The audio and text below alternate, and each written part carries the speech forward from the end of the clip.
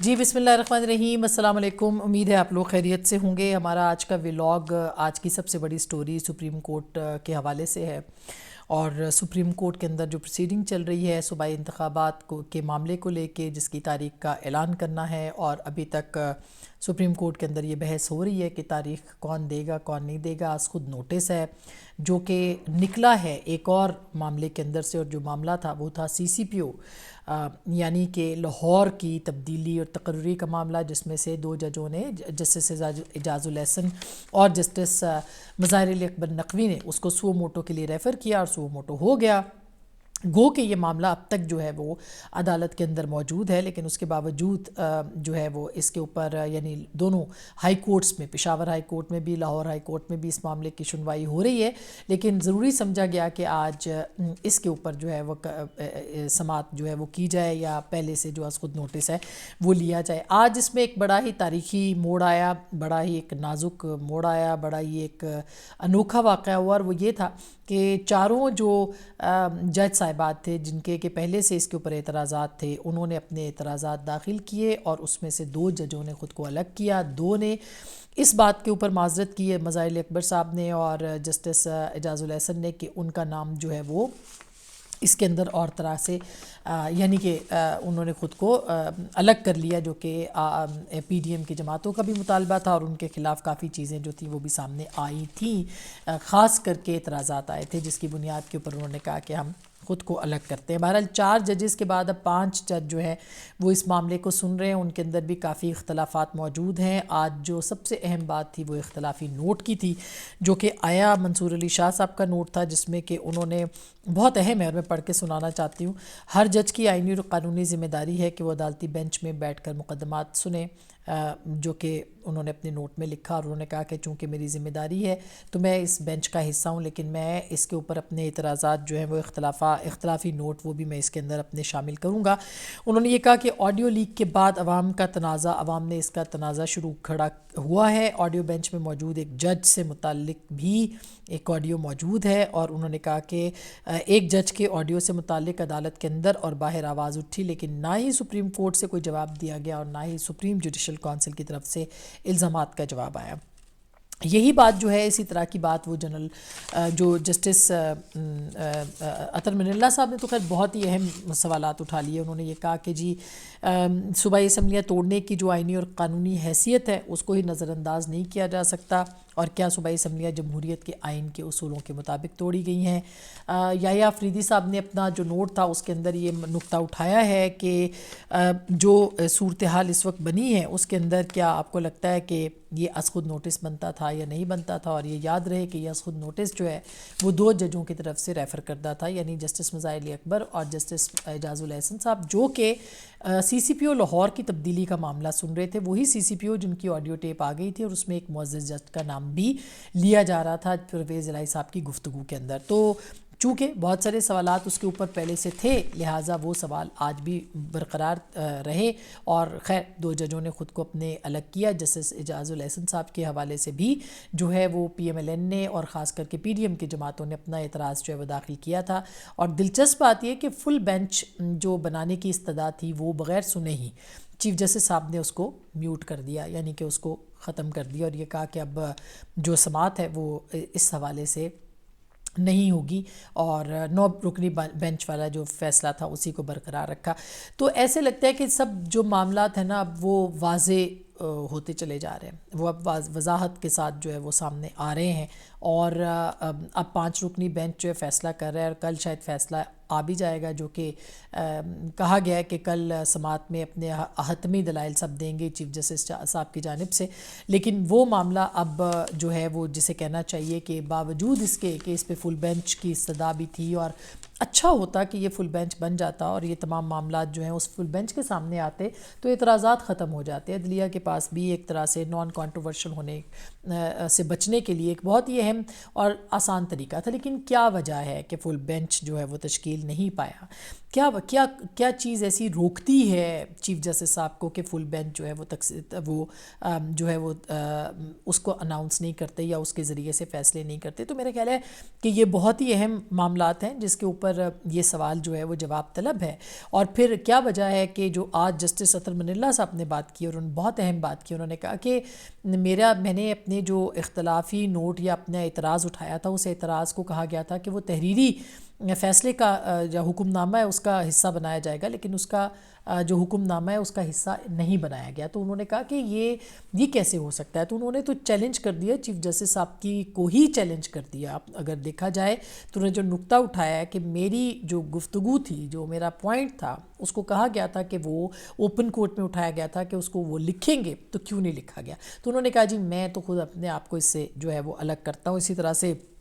یا آفریدی صاحب نے بھی اس کو جو ہے وہ اپنے آپ کو خود سے اس سے الگ کیا. اب مندوخیل صاحب اور منصور علی شاہ صاحب ہیں، منیب اختر صاحب ہیں اور چیف جسٹس صاحب ہیں، اور ان کے ساتھ محمد مظہر عالم صاحب ہیں جو کہ اس بینچ کا حصہ ہیں اور وہ اس معاملے کو اب سن رہے ہیں. تو اب آپ دیکھیے کہ اگر اس کے بعد جو بھی فیصلہ ہوگا یا جس طرح کا فیصلہ ہوگا وہ پھر آپ کے سامنے ہوگا. آئین کا کون سی شق ہے جو کہ اس بحران کو حل کر سکتی ہے. اس وقت تو یہ بحران جو ہے پوری شدت کے ساتھ آب و تاب کے ساتھ جو ہے وہ چمک رہا ہے. اور دوسری جانب کل بلاول بھٹو صاحب نے ایک بڑی اہم تقریر کر دی تھی. انہوں نے یہ کہا کہ کیا معاملہ ہے کہ جو دوہرا معیار ہے اور دوہرا نظام ہے عدلیہ کا، جو کہ کچھ ججوں کا، کچھ لوگوں کا کے لیے الگ ہے، کچھ وزرائے اعظم کے لیے الگ ہے، اور ایک وزیر اعظم جو کہ زمان پارک میں بیٹھا ہوا ہے اس کے رعایت پہ رعایت دی جاتی ہے. اور انہوں نے بڑے کمپریہنسو ورڈز میں جو ہے وہ اپنی بات کر دی اور اس کو آج تمام اخبارات کی وہ شہ سرخی ہے. تو آپ نے ایک انٹینشن جو ہے وہ آپ سیاسی جماعتوں نے دے دی، اور یہ سوالات اپنی جگہ پہ بڑے پرٹیننٹ بھی ہیں جو کہ سیاسی جماعتیں اس وقت اٹھا رہی ہیں کہ عمران خان صاحب کے ساتھ اتنی رعایت اور اتنا سب کچھ جو ہے وہ کیوں ہو رہا ہے. اور اگر آپ نے دیکھا ہوگا آج بھی عمران خان صاحب کا جو لائر ہیں انہوں نے جا کے ایک استدعا کر دی کہ آپ اس طرح کیجئے کہ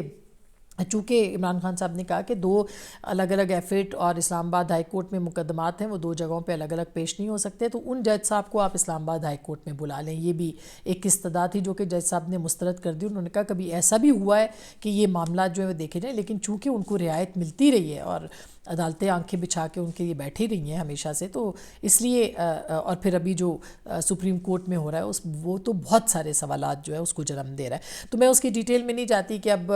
معاملات جو ہیں وہ کس نوعیت کے ہو سکتے ہیں نہیں ہو سکتے، مگر یہ جو کارروائی تھی وہ میں نے آپ کو بتائی، اور اس پہ جج صاحبان کے بڑے جو سخت سوالات تھے وہ بھی میں نے آپ کو سنائے ہیں. خاص کر کے منصور علی شاہ صاحب اور اطہر منلہ صاحب نے تو بہت واضح لفظوں میں چیف جسٹس صاحب کو ہی ان کی جسے کہنا چاہیے انٹینشن کو بھی دیکھا جائے تو ان سو مینی ورڈز انہوں نے چیلنج ہی کیا ہے. اور انہوں نے یہ کہا ہے کہ ایک ایسے جج کی شمولیت جس کے اوپر ادارے کو جواب دینا چاہیے تھا، جس کے اوپر ادارے کو اپنا رد عمل دینا چاہیے تھا، وہ بھی آج اس پہ موجود ہیں. اور انہوں نے یہ بھی کہا کہ ان کے خلاف ریفرنس بھی جو ہے وہ آ چکا ہے. اور ہماری اطلاعات یہ ہیں کہ شدید اختلافات تھے جس کی بنیاد کے اوپر آج بہت دیر سے جو ہے وہ یہ شروع ہوا معاملہ، اور اس کے بعد وہ کیا صورت اختیار کر گیا وہ اب آپ کے سامنے ہے. لیکن یہ تاریخ ہسٹری ان میکنگ ہے، یہ تاریخ ہے جو کہ بن رہی ہے. اور اب دیکھنا یہ ہے کہ اس تاریخ میں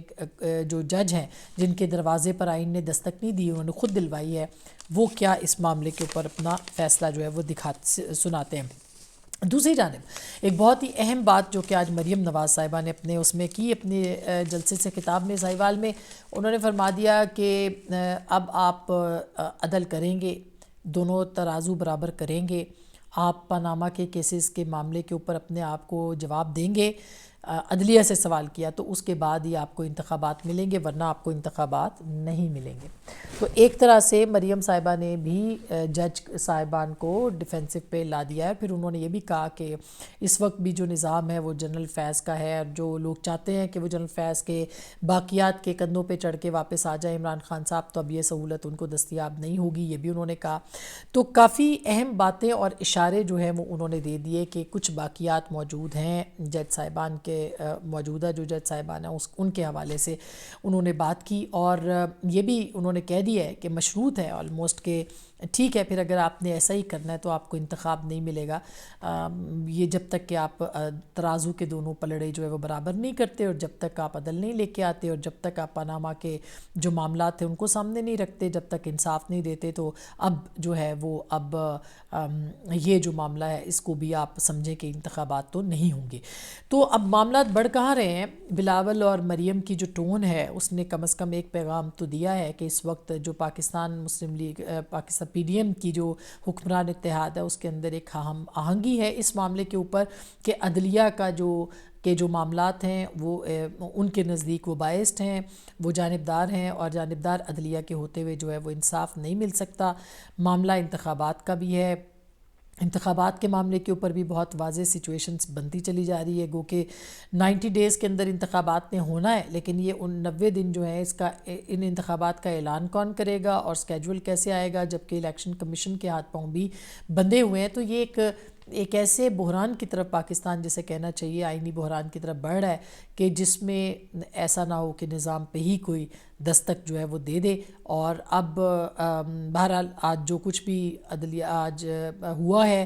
جو کچھ بھی آج جو سپریم کورٹ کے اندر ہوا ہے وہ کوئی بہت اچھی علامت نہیں ہے۔ اتنا کھل کے چیزوں کو سامنے آنا، اتنا فرنٹ فٹ پہ آ کے، یعنی کہ ایک بینچ ٹوٹا، اس بینچ کو توڑنے کی بجائے ریکانسٹیٹیوٹ کیا گیا دوبارہ سے اور پھر کیس کو سن لیا گیا، تو ایک سوال بہت بنتا ہے کہ ایسی جلدی کیا ہے کہ جج صاحبان اپنی ادارے اور اپنی عزت اور توقیر کے جسے کہنا چاہیے عوض وہ اس معاملے کو سن رہے ہیں، اس کیس کو سن رہے ہیں۔ تو اس کے ساتھ ساتھ یہ سوال بھی جو ہے وہ اٹھایا جا رہا ہے کہ یہ جو معاملہ ہے وہ اتنا ایک سو موٹو کا بنتا تھا یا نہیں بنتا تھا، اور یہ کہ یہ اٹھایا گیا تھا ایک سی سی پی او کی بحالی کے معاملے کے اندر سے، اور پھر یہ کس طرح سے اس پہ بن گیا، اس پہ جج صاحبان نے تینوں نے بہت جو ہے وہ بہترین سوالات بھی پوچھے ہیں، اور اپنے سوالات ان کے منظر عام پر بھی آ چکے ہیں۔ تو عدلیہ بھی بحران کا شکار ہے، عدل بھی بحران کا شکار ہے، ترازو بھی بحران کا شکار ہے، سیاست بھی بحران کا شکار ہے۔ اس بحران کو اب لگتا ہے ایسے ہے کہ پارلیمان سے حل کیا جانا چاہیے، لیکن کیا پارلیمان اس بحران سے نکلنے کے لیے آگے آئے گی؟ یہ بہت ہی اہم ہوگا، دیکھنا یہی ہے کہ اس کے اوپر کیا معاملات آگے آتے ہیں۔ ایک مختصر سی بات جنرل امجد شعیب صاحب کے بارے میں کہ ان کو آج صبح دھر لیا گیا اس معاملے کے اوپر، کہ انہوں نے کہا کہ جی اگر کل کو سرکاری ملازمین دفاتر میں نہ آئیں ایک ٹی وی پروگرام میں، اور ان پہ یہ کہا گیا کہ انہوں نے اکسایا ہے، ان کے ویلاگز یا ان کے تجزیے تبصروں کو آپ تنقید کر سکتے ہیں، ان کو پروپیگنڈا کا حصہ کہہ سکتے ہیں بالکل، لیکن کسی جملے کے اوپر اس کو قابل گرفت بنانا اور قابل تعزیر بنانا، میرا خیال ہے یہ پاکستان میں جو ہے وہ ایک پاکستان کو مذاق بنانے والی بات ہے۔ اگر آپ کو ان کے اوپر اور کوئی معاملات تھے تو آپ ان کو لے کے جاتے، ان کے اگر جو سوشل میڈیا پہ کہا جا رہا ہے کہ ان کے اوپر یہ الزامات ہیں، ان الزامات پہ پکڑا جاتا، نہ کہ ایک ٹی وی پروگرام کے اندر جو ڈسکشن تھی اس ڈسکشن کو موضوع بنا کے ریاست کو اتنا کمزور ثابت کیا جائے کہ ان کی تنقید سے لوگ جو ہیں وہ باہر آ جائیں گے اور سڑکوں پہ، اور وہ اپنی جو ہے وہ بند کر دیں گے، اپنی سرکاری دفاتر میں نہیں جائیں گے، اور یہ سب کچھ ہوگا۔ تو میرا نہیں خیال کہ یہ کوئی پاکستان کے اندر آزادی اظہار کے لیے کوئی بہت اچھی صورتحال ہے۔ ان پہ لاکھ اعتراضات ہیں، بہت سے تحفظات ہیں، لیکن اس کے باوجود آپ فریڈم آف سپیچ کو جو ہے وہ بہت سارے لوگ یہ بھی بات کر رہے ہیں کہ جی گالم گلوچ کرتے ہیں تو آپ ان کو کیوں نہیں، بالکل وہ بھی غلط ہے، وہ قابل مذمت ہے، لیکن یہ یاد رکھیے گا کہ قابل مذمت چیز میں اور قابل گرفت ہونے میں بہت فرق ہے۔ تو آپ مذمت ضرور کریں ایسی چیزوں کی، لیکن اس کو قابل گرفت بنانا میرا خیال ہے کہ یہ ایک اور بڑا المیہ ہے جو کہ ہمارے ہاں آج کل فیس ہم کر رہے ہیں۔ تو اپنا بہت خیال رکھیے گا، مزید تفصیلات کے ساتھ آپ کے سامنے آئیں گے۔ اللہ نگہبان۔